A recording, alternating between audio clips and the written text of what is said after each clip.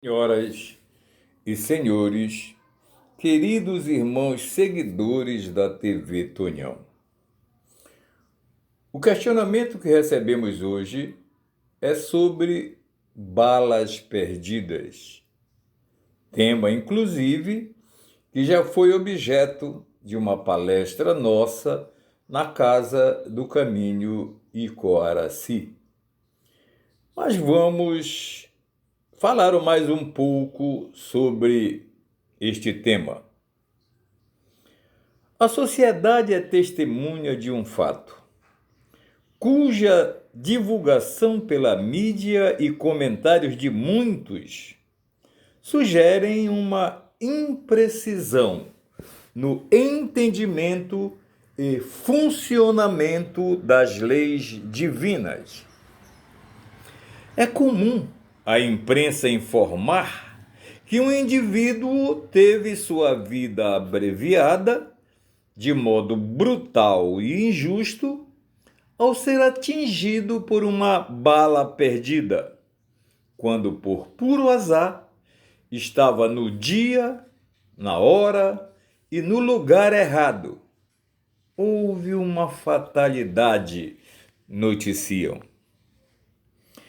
E a sociedade entra em pânico, apreensiva. O medo e o pavor se apodera do cidadão. Deus me livre e guarde de uma bala perdida, dizem. Salve-me desta desgraça, Senhor, acrescentam. A ideia de que a bala realmente possa estar perdida é bastante difundida. Mas essa alegação não encontra qualquer respaldo nas leis de Deus, conforme elucida a doutrina espírita. O ponto a considerar é a inexistência, segundo a ótica espírita, dos conceitos de azar e sorte, da forma como geralmente os entendemos e aceitamos. Tudo na vida está encadeado pelo funcionamento das leis eternas, mas não está previamente definido ou determinado. Conceito este totalmente diferente e fantasioso. Os acontecimentos vão se concretizando em resposta aos nossos atos da vida atual, ou seja, passado recente, ou de ações devidas anteriores, num passado mais distante. Esse conjunto de experiências e escolhas passadas é determinante para um indivíduo, por exemplo, ao sair de sua casa em direção ao trabalho, dirigindo o seu veículo, venha a ser atingido por esta bala disparada de local distante. Aparentemente, ao caso, contudo, não estava perdida. Tinha, sim, endereço certo. Neste caso, o momento do desencarne havia chegado e, possivelmente, segundo sua própria deliberação ou acerto com a espiritualidade superior, quando optou por desencarnar desta forma. O mesmo raciocínio se aplica quando há o desencarne de crianças brincando ou mesmo dormindo, sendo alcançadas por balas perdidas. Embora seja um acontecimento contundente para a sociedade e de muita tristeza para os familiares, é fundamental esclarecer. Há sempre uma razão justa por trás do fato, podendo ser plenamente entendida e aceita quando o espírito se reintegrar ao mundo espiritual. A vida é muito preciosa para estar sujeita a circunstâncias fortuitas. Não se vendem dois pardal, não se vendem dois pardais por um AC. E, no entanto, nenhum deles cai em terra, sem o consentimento do vosso Pai. Quanto a vós, até mesmo os vossos cabelos foram contados. Não tenhais medo, pois valeis muito mais do que muitos pardais. Esta é uma lição que está no livro de Mateus, capítulo 10, versículos de 29 a 31. Como se vê, o evangelista já havia registrado há mais de 2000 anos, baseado nos dizeres do mestre de Nazaré, a impossibilidade de um fato acontecer sem a permissão de Deus. Ainda mais um desfecho dessa gravidade. Estejamos certos, pois, ninguém morre ao acaso. Não existe dia, hora e local errado, muito pelo contrário. Existem as leis imutáveis de Deus, atuando conforme as escolhas e o uso do livre-arbítrio da criatura, culminando neste fim, não podendo ser visto como azar, pois não podendo ser visto como azar do indivíduo, e muito menos como injustiça de Deus em nenhuma hipótese. Conforme diz André Luiz no livro Conduta Espírita, o espírita está informado de que o acaso não existe.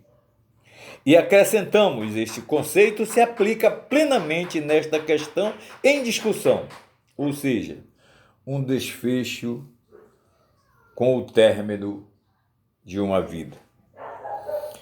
Nesta hora, as correntes religiosas não adeptas da reencarnação ficam em uma encruzilhada, pois não conseguem conciliar a bondade, justiça e amor de Deus, atributos por elas aceitas sem discussão, com o fato em si ocorrido.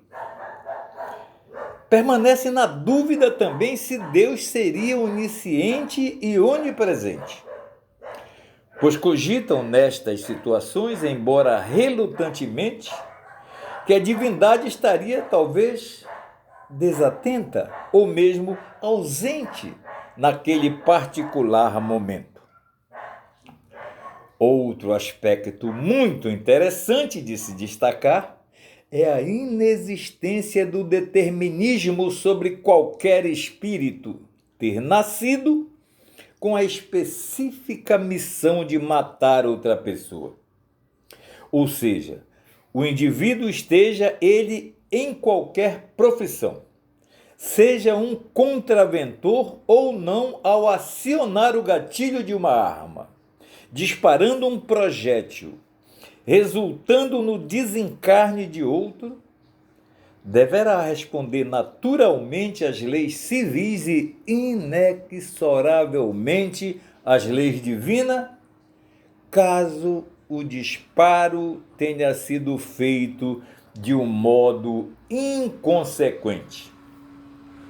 Não é correto também questionarmos Deus sobre a razão do acontecido, pois se aceitamos Deus como bom e justo, só nos desejando o bem, com sua justiça perfeita, superando e muito a falha justiça dos homens, há uma razão explicando o ocorrido certamente.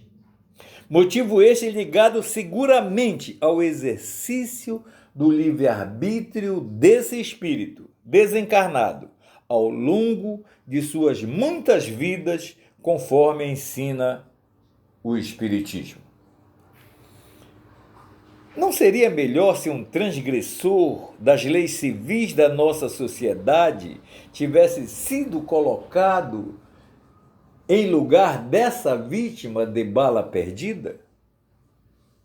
Bom, considerando Deus como nosso Criador e desejoso da mesma felicidade para todas as suas criaturas, ao dizerem isso, blasfemam, pois desejam para o próximo tão filho de Deus quanto aquele atingido pelo projeto, aquilo que no momento está a lhes desagradar. Ensina a doutrina dos espíritos sobre a existência da fatalidade no instante da morte. Mas a forma e dia serão sempre consequência de nossas escolhas e conduta, e de modo algum foram por Deus impostas. Algumas pessoas só escapam de um perigo mortal para cair em outro. Parece que não podiam escapar da morte. Não há nisso uma fatalidade? Fatal no verdadeiro sentido da palavra, só existe o instante da morte. Quando a morte é chegado, quando é chegado esse momento, de uma forma ou de outra, a ele não poderei furtai-vos. Somos e sempre seremos responsáveis pelos nossos atos e por determinação da vida de alguém querido ou desconhecido passar por essa experiência. É porque precisava aprender alguma lição no sentido de educar-se espiritualmente, fechando um ciclo da sua evolução. Se a bala perdida nos preocupa, entre outros acontecimentos contundentes, com possibilidade de nos atingir no futuro, tais como acidentes e doenças graves, lembremos de plantar agora para obter uma boa safra amanhã. Ou seja, sejamos melhores hoje, façamos por merecer um futuro mais feliz. Criemos ainda nessa vida as condições a ditar bons fatos marcantes nas nossas próximas existências, aqueles desejados para a nossa felicidade e a de todos que nos cercam. Lancemos as sementes do serviço com caridade. Cultivemos as virtudes. Oremos a nossa vida e aremos com a enxada do amor, caminho único para conquistarmos a nossa real salvação. Esta era a nossa resposta e a nossa reflexão para hoje. Muito obrigado pela atenção, bom dia e fiquem com Deus, porque eu gosto dele e vocês também.